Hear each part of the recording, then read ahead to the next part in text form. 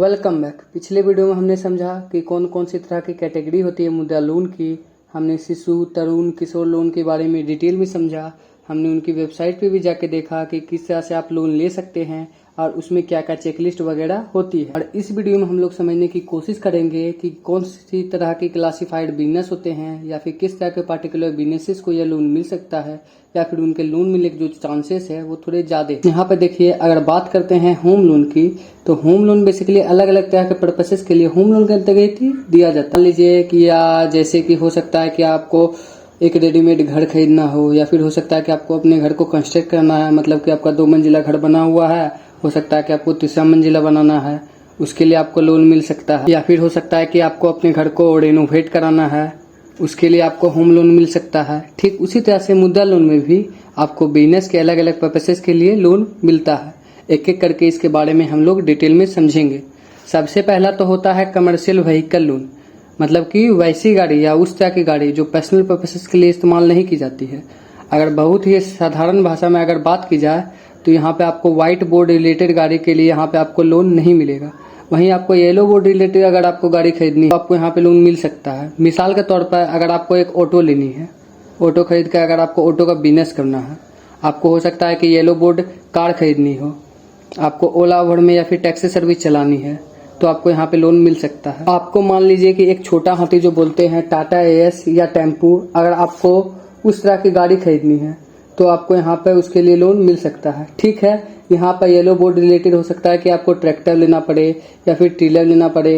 मैंने आपको पहले ही बताया था कि एग्रीकल्चर रिलेटेड, यानी कि एग्रीकल्चर से डायरेक्टली रिलेटेड नहीं है लेकिन उससे जुड़ा हुआ जो बिजनेस है, अगर आपको उसके लिए लोन चाहिए तो डेफिनेटली आपको यहाँ पर, अगर गाड़ी वगैरह खरीदनी है यहाँ पर आपको उसके लिए, मतलब कि कमर्शियल व्हीकल अगर आपको खरीदनी है, एग्रीकल्चर रिलेटेड भी हुआ लेकिन एग्रीकल्चर से जो डायरेक्टली रिलेटेड नहीं है, तब भी आपको उसके लिए लोन मिल सकता है। अब यहाँ पर देखिए, इसमें एक खास बात यह है कि हो सकता है कि आपको यहाँ पे कोलेटरल ना देना पड़े। ऑफकोर्स ये तो मुद्रा लोन की सबसे बड़ी इस तरह के लोन को अगर आप समय पे रिपे नहीं करते हैं, यानी कि आपने लोन लेकर गाड़ी खरीद ली, अगर आप उसकी ईएमआई को समय पे नहीं चुका पाए, अगर आपने बाय चांस डिफॉल्ट कर दिया, हो सकता है कि आपका बिजनेस अच्छा नहीं जा रहा है, तो ऐसे में आपको लोन को रिकवर करने के लिए जो बैंक या फाइनेंशियल इंस्टीट्यूट होती है वो आपसे आपकी गाड़ी ले भी सकती है। इसीलिए यहाँ पर आपको इस बात का ध्यान रखना पड़ेगा कि आप टाइमली अपने ईएमआई को भरें और कोशिश करें कि 5 साल के अंदर ही भरें। ऑफकोर्स आप इसे एक्सटेंड भी कर सकते हैं डिपेंडिंग ऑन आप किस तरह का लोन ले रहे हैं, लेकिन कोशिश करें कि आप लोन ले रहे हैं तो टाइमली इसे पे भी करें। दूसरा होता है वर्किंग कैपिटल लोन। मान लीजिए कि आपका एक बिजनेस है जो कि एग्जिस्टिंग है, चालू है और सक्सेसफुली चल रहा है। ठीक है, अब उस बिजनेस में जो रोजमर्रा के काम है, मतलब कि जो वर्किंग कैपिटल, मतलब कि डे टू डे के जो रिक्वायरमेंट होते हैं, उसको मीट करने के लिए हो सकता है कि आपके पास में सही तरह के रॉ मटेरियल या लोग, या फिर हो सकता है कि आपके पास में सही तरह के बिजनेस करने के लिए आपके पास में सही तरह की मशीनरी नहीं हो, तो उस पर्पज़ के लिए आपको लोन चाहिए। तो अगेन ये एक ऐसा लोन है जिसके लिए आप बार बार अप्लाई कर सकते हैं। इसमें कोई भी ऐसा हार्ड इन्फ्लेक्शन रूल नहीं है कि यह टर्म लोन की तरह है कि आपको सिर्फ एक बार मिलेगा, 5 साल के लिए करना है। ये loan depending on your requirement. एक आसान सा उदाहरण देने की अगर कोशिश करूँ तो मान लीजिए कि आपका एक चिकन और फिश का दुकान है। ठीक है, आपके पास रॉ मटेरियल तो है, मतलब कि आपके पास चिकन और मछली तो है, लेकिन उसको कट करने के लिए या फिर उसे क्लीन करने के लिए आपके पास में हो सकता है कि सही तरह की मशीनरी नहीं है। हो सकता है कि आपको मशीनरी चाहिए या फिर स्टोरेज के लिए आपको फ्रिज या रेफ्रिजरेटर चाहिए।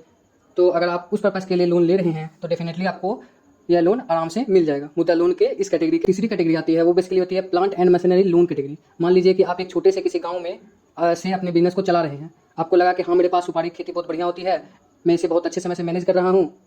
मैं, हो सकता है कि मैं सुपारी की खेती के साथ साथ हो सकता है कि मैं एक ऐसा बिजनेस शुरू करूँ जहाँ पे मैं सुपारी को छिलकर लोगों तक जो फाइनली फिनिश प्रोडक्ट होता है वो पहुँचाऊँ।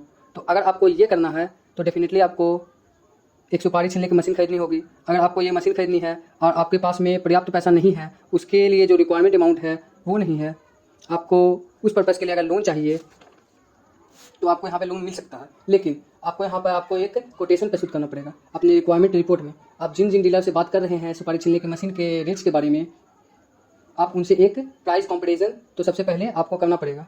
अगर आपने 4 लोगों से पूछा है कि आप ये देखिए कि सबसे अच्छी क्वांटिटी का सबसे कम कीमत पर आपको कहाँ पर मिल रहा है सुपारी छीलने की मशीन, उसका एक कोटेशन, उसका एक प्रोजेक्ट रिपोर्ट बनाकर अगर आप मुद्रा लोन के लिए अप्लाई करने के लिए जाते हैं तो डेफिनेटली आपके बिजनेस के प्रोस्पेक्ट को देखते हुए, आपके बिजनेस के ग्रोथ को देखते हुए, आपके प्लान को समझते हुए हाँ भैया ठीक है, ये तो सुपारी छिलने की मशीन ले तो रहा है, लेकिन उसे बेचेगा कैसे, अपनी रेवेन्यू कैसे रखेगा, महीने में से कितनी बार चलाएगा, कितने दिन छुट्टी लेगा, कितनी बिजली लगेगी। इसमें इस तरह का अगर आपका प्लान है, तैयार कर लिया है, हाँ मैं इस बिजनेस को इस तरह से करूँगा, ये मशीन को मैं इस तरह से यूज़ करूँगा और इससे इतना रेवेन्यू जनरेट करूँगा महीने के अंत में, या तो डेफिनेटली बैंकर को भी ये लगेगा और कॉन्फिडेंस उसको आएगा कि ये कोई नौसिखिया नहीं है, भले ही इसके पास कोई तजुर्बा नहीं है, लेकिन इसके पास एक प्रॉपर प्लान है। तो उस प्लानिंग के बेसिस पर आपको लोन आसानी से अप्रूव हो जाएगा। अगर आप एक प्रॉपर प्रोजेक्ट रिपोर्ट बना के जाते हैं, प्रॉपर प्लान बना के जाते हैं, लिखित प्लान बना के जाते हैं, तो आपको लोन जो है अप्रूव होने के जो चांसेस हैं वो बहुत ज़्यादा बढ़ जाएंगे।